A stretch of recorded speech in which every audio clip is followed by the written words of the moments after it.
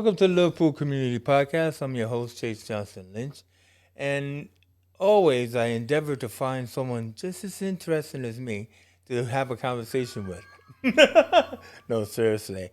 I am blown away by the conversation I had with my guest today, because I think that sometimes in our conversations there should be a learning that we all learn from something that we never heard before. And so today I am joined by two people who call themselves the Sound Agents. And so we're joined by Moira, Kenney, and John Campbell. How you guys doing? Good. Good day, Chase. Well, it is a good day because, pretty much, you guys were surprised. Hey, yeah, I get a call, come on this podcast. But then I was surprised as far as the information that you were imparting about our local community and everything. So first of all, let's talk about what it is that the sound agents do. You say that you give, everyday stories of everyday people, or the seldom heard voices and everything that you record their stories. So can you tell me a little bit more about that, Maura? Okay, so we've both got a fine art background. John and I are both interested in stories, and we record people from different communities. In Liverpool, we specialise in Liverpool, and we use oral history methods to just record these everyday stories, not fantastic big stories or anything, just the nitty gritty of what makes people tick. Yeah. And for 20 years, I've been working in Chinatown in Liverpool, and John joined me 15 years ago.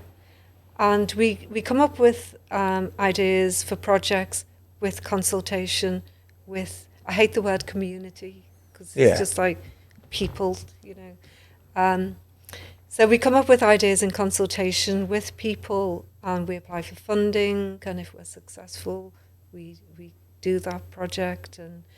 And so we record their stories, and then we create maybe a piece of public art, maybe a film, maybe a play.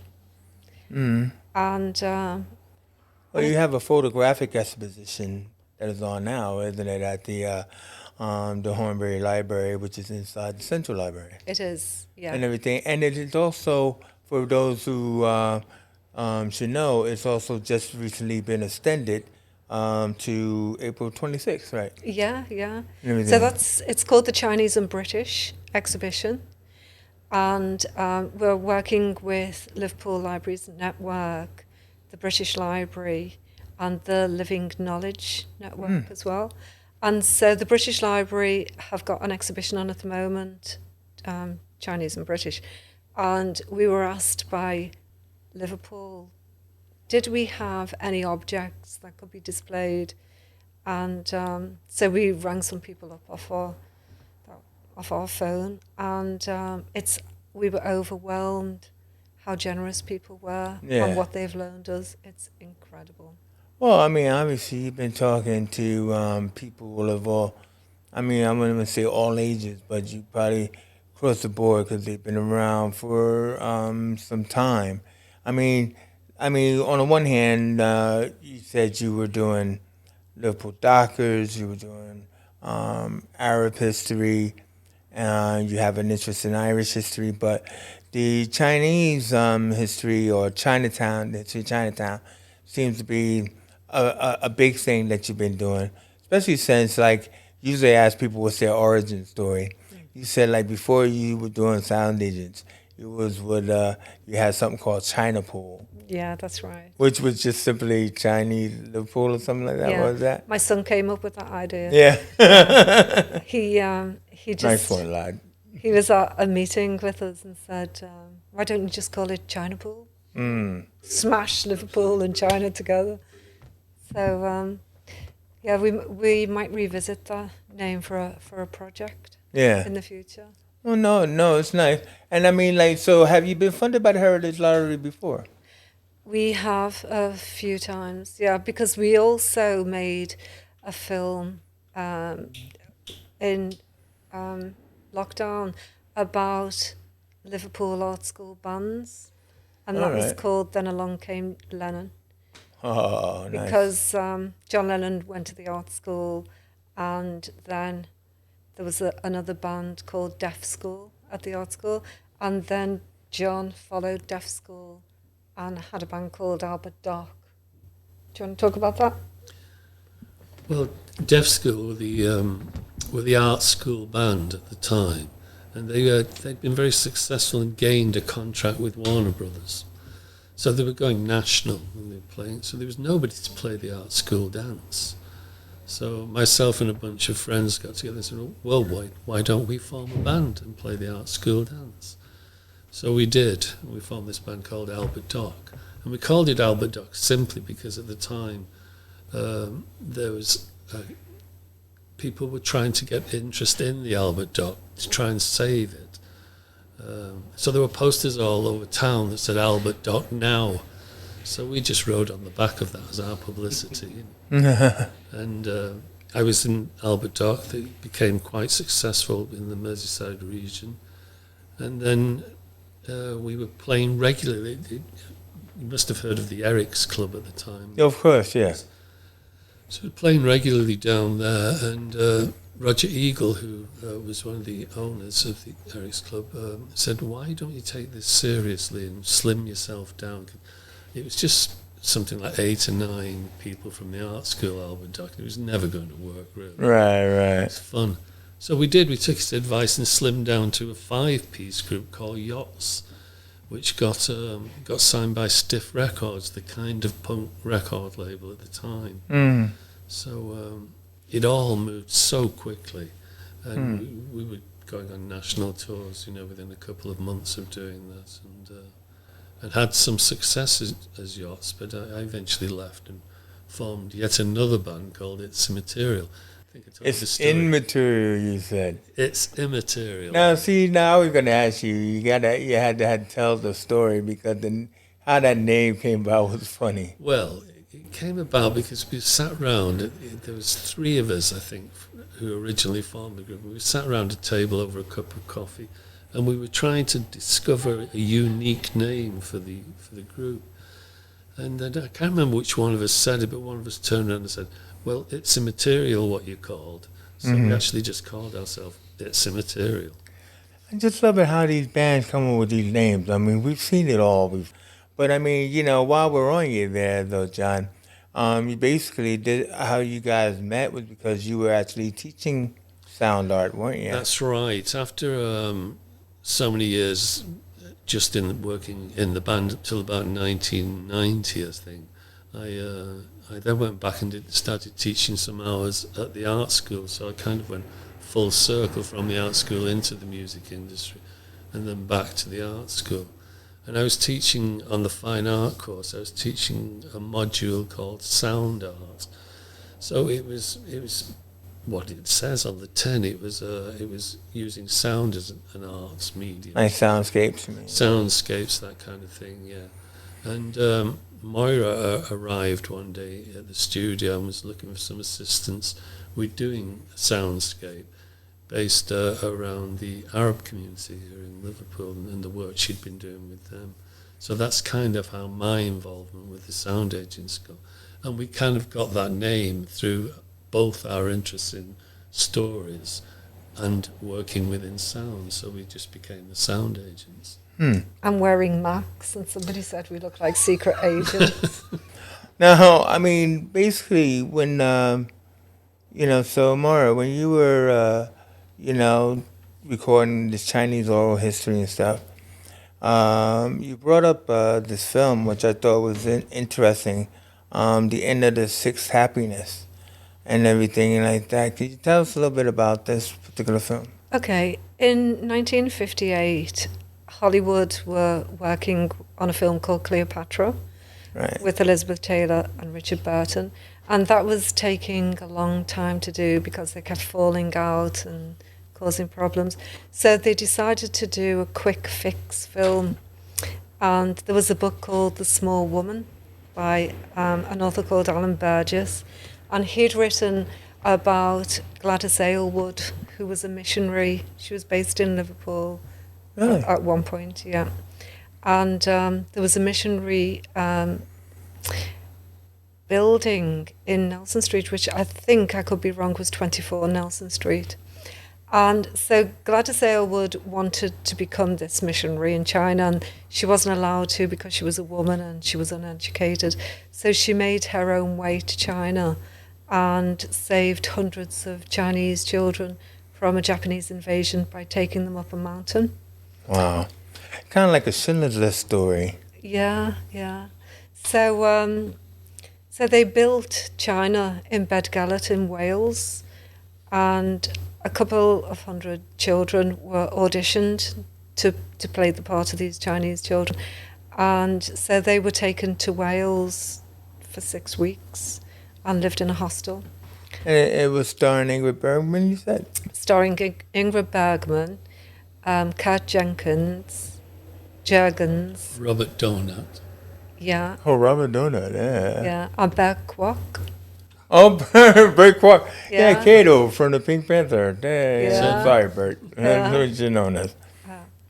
So, yeah, it's a fascinating story. So this is what we do.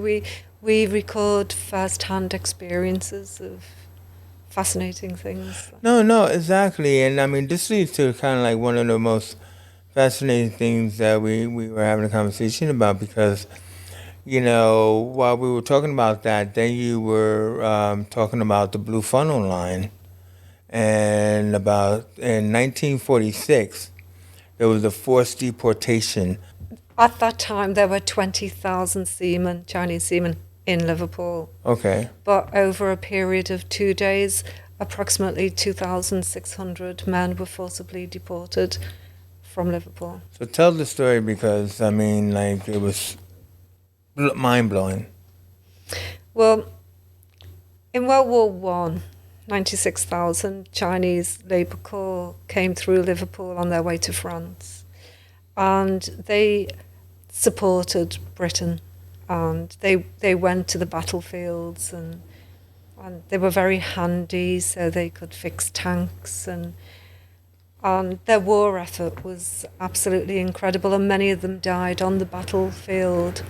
And later on, many more died of Spanish flu. They stayed and cleared up the battlefields afterwards. And then in World War II, once again, thousands more Chinese men, Chinese seamen worked on the Battle of the Atlantic. Many lost their lives again. And then after the war, the Blue Funnel shipping line started to create this case that they were troublemakers and they weren't needed anymore. And so they decided, along with Special Branch, that they were undesirable. And the women that they had children with or were mixing with were of the prostitute class. So the best thing to do was to repatriate them back to China. So over a period of 2 days, they had a ship called the Sarpedon, and that was held in the Sloin, which is deep water in Campbell, near Campbell. And the hull of the ship had been set out like a slave ship with small spaces for each man. And basically the men disappeared and nobody ever heard of them again. So we've been working with the exhibition Chinese and British at the moment. There's some interviews that we've carried out. The film footage is in the exhibition. I have like about 10 interviews or something. Yeah. Some are of people who were in the Inn of Sixth Happiness. Some are of their father had been deported or their grandfather had been deported. And other films are about people who were brought up in chip shops or laundries, or one was brought up in a pet shop, which is really fascinating. So, but then a lot of these children ended up with like white parents, or you were saying, yeah, and stuff like that. And then that also helped to enforce the racism that they also had to face. But mainly, they didn't know what happened to their fathers. Is that right? Nobody knows. And I mean, to this day, they still have no closure. No. Is that about right? And they're living with trauma. And the trauma goes down generation to generation to generation. And they need to find out where their father ended up, you know. There's a man called Joe Phillips C, S-Z-E, and he's got a Facebook group called Injustices.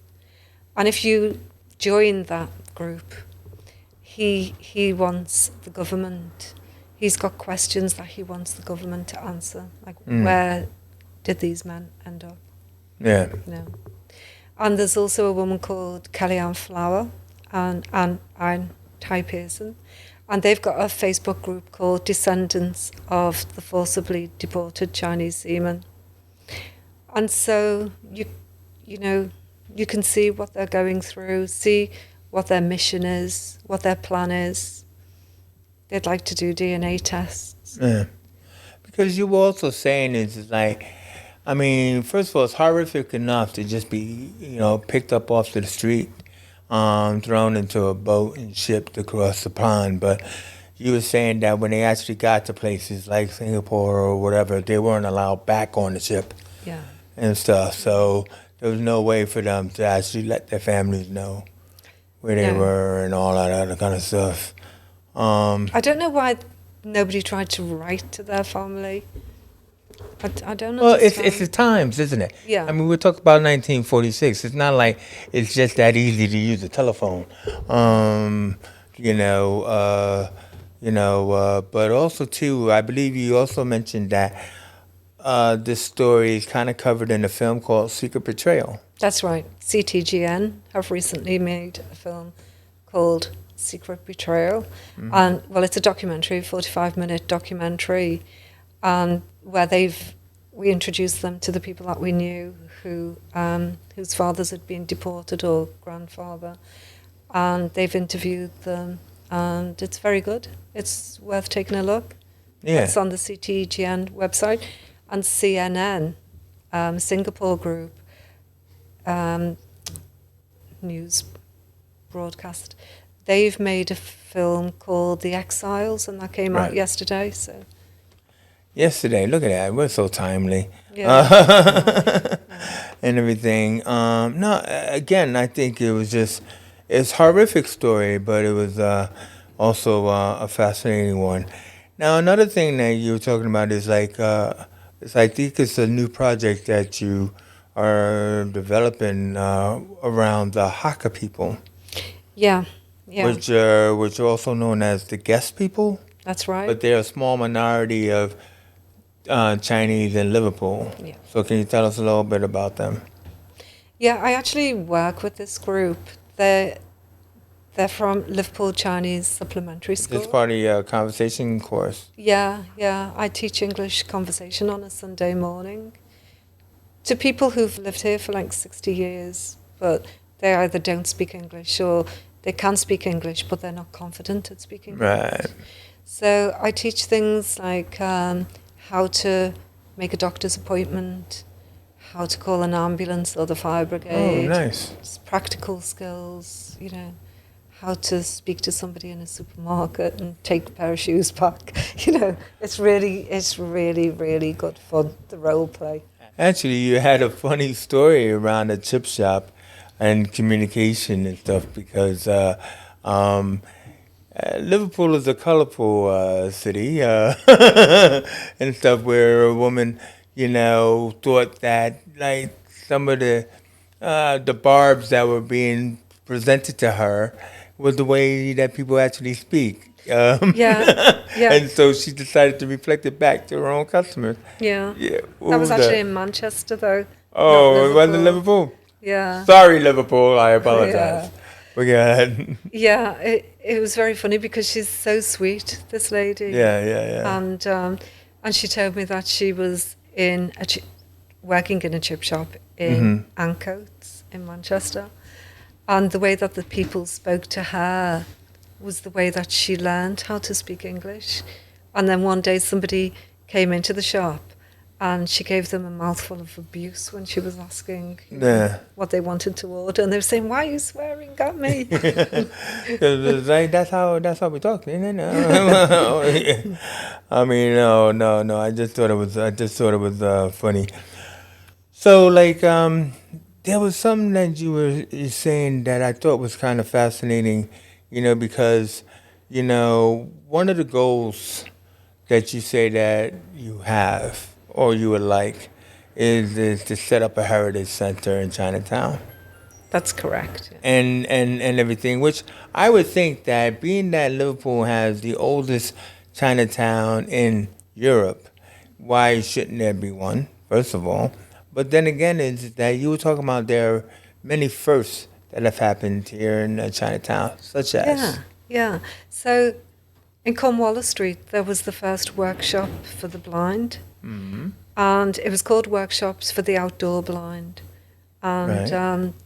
they made coconut mats and things like that, and brooms, and in terrible conditions. Mm. And they were taken off the streets because they used to play penny whistles and beg and things like that. But there was a terrible stigma to being blind, because in those days, if the mother had syphilis, then the child could be blind. And so the City Council, well, Liverpool Corporation, decided to take these people, these outdoor people, off the streets and give them a job and train them up, and so that they'd get a wage. And Mm. but then when health and safety came into play, it was closed down. Mm. So, double-edged sword. Right. Yeah, and there was the first X-ray. I thought that was interesting. Yeah. There was also little interesting stories about the outdoor school for the blind, wasn't there? One of them I remember we were told is about the sound of the canes in the morning Yeah. when the blind were going to the school. The locals in the area could hear the canes, All right, the Tapping canes on the tapping on the street. street. Yeah. many of them, because obviously there's quite a number of them. Mm. But obviously some people were blind because there was a lack of oxygen at birth, Yeah. things like that, or genetically they were blind. What also too is like they have to give babies silver nitrate in their eyes when they're born. And so like, if they didn't know about that and stuff like that, it's just like one of the things that they would do to babies when they're born. But any other first? First orthopedic surgeon. Really? Yeah. The first public library. That's right. Yeah. Yeah. Wow. Yeah. So there's probably more that I can't think of at the moment. No, well, That's no, the it's wash it's house, it's still enough. Kitty Wilkinson, the first wash house. First wash house. Yeah. Really? Yeah. Kitty Wilkinson, who came from Ireland. And Yeah. Yeah. The first public bath. That's interesting. Like when you have the whole Chinese laundry scenario and everything like that. Yeah. And they had the first wash house in Chinatown. Because I think they had something to do with the ships as well, didn't they? The seamen had something to do with Yeah. doing the laundry for the ships as well. They didn't did. Yeah. And stuff. So the laundrymen opened laundries and chip shops. And, Yeah. Fascinating stuff. So, what do you envision for this Heritage Center then? We've been trying for a long time to do this Heritage Centre. And initially we thought the Nook pub, because that's been closed for about 15, 20 years, would be a good place. We only need a small space, because obviously we'd have a virtual Heritage Centre or museum.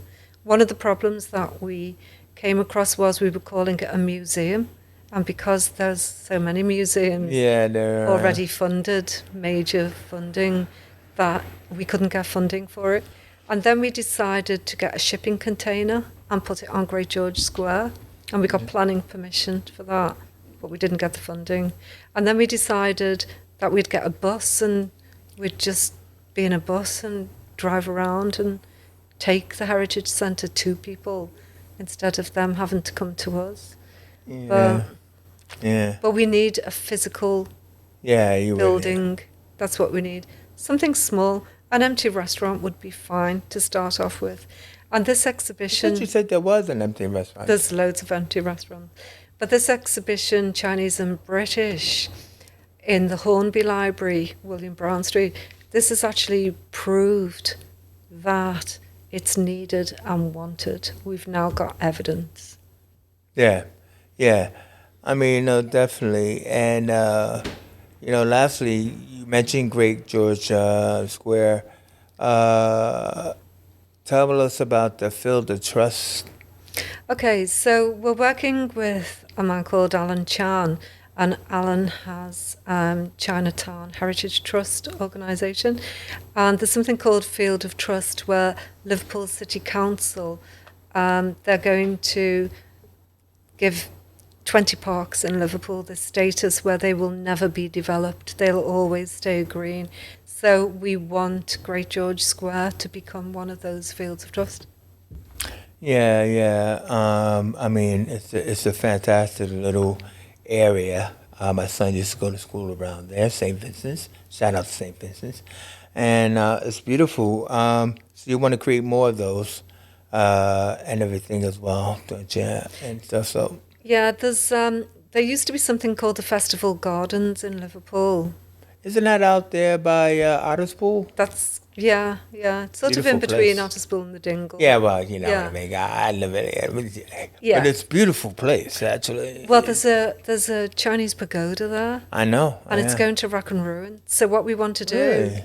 is get it moved to Great George Square, Oh, so no. that people can do exercises of a morning, or it could be a stage, Right. and a tourist attraction. Yeah. Well, I mean, it is beautiful, but like you said, it is. You would have to know it's there because it's deep in, right off of like a moving kind of like motorway kind of thing. It feels like, and stuff. But the festival grounds is a beautiful place. Why couldn't they just build another pagoda? Well, if we got the money, we could. Oh, well, okay. Yeah. Everything's about money. She has a lot of ambition, Moira does. Yeah, no money. Well, at least you're out there trying there, Moira. You know what I mean? That's the major thing. With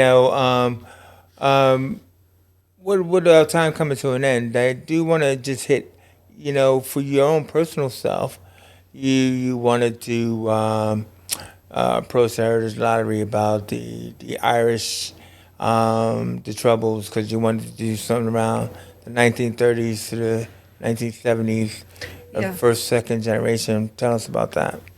Well, we did apply and we were turned down. Yeah. So we're going to reapply because we want first-hand stories, because it's very important to capture these stories before it's too late. Of how people lived, how people were treated in Liverpool, being associated by being Irish with the Troubles. But we also want to record stories of mother and baby homes, where women were put into a mother and baby home. So yeah, there's quite a few themes that we've got for the Irish oral history, just everyday stories of being Liverpool Irish. Yeah. Well, I'm pretty sure, like, out of the time you guys, as the sound DJs, have been doing this, you've been gathering a lot of, like, core information. If anybody wanted to explore, such these interviews and conversations that you've been recording, how would they find you, like, on YouTube or Yeah. whatever? How would they find you? The Sound Agents on YouTube, soundagents.blogspot.com. That's our diary where we upload things, what we're doing. And we've also got the soundagents.com. But we've got a Facebook group called the Dockers Club, and that's fantastic, because setting up a Facebook group is great, because when the project has ended, people can still carry on Yeah. and upload stories and things like that. And we've also got a Facebook group called Friends of Liverpool Chinatown. So join us on Yeah. Facebook. Keep in touch. Well, I mean, we haven't even been able to talk about any, like, the personal stories that you probably gathered, but I would hope that people will actually go seek out your site because it sounds to me like I don't see how you couldn't have any fascinating stories by talking to the many people that you talk to about not just Chinese history but Liverpool history in itself. You know, anything you want to say there, John? I'm just- I'm still in the room. you sure?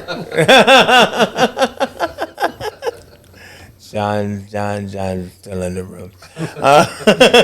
Tell them about your gig that you're playing. Oh, you got a gig coming up?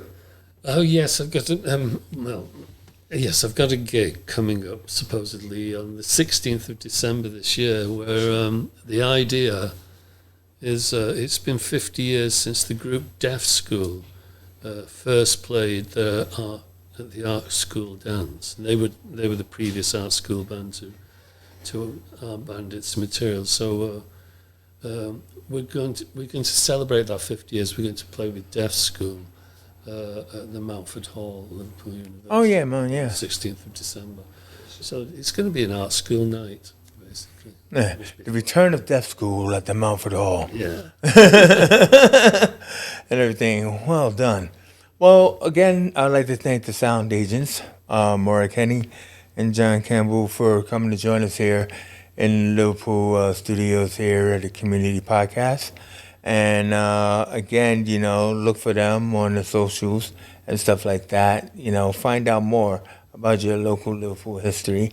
I'm your host, Chase Johnson Lynch. You've been listening and watching the Liverpool Community Podcast. And for now, we out of here.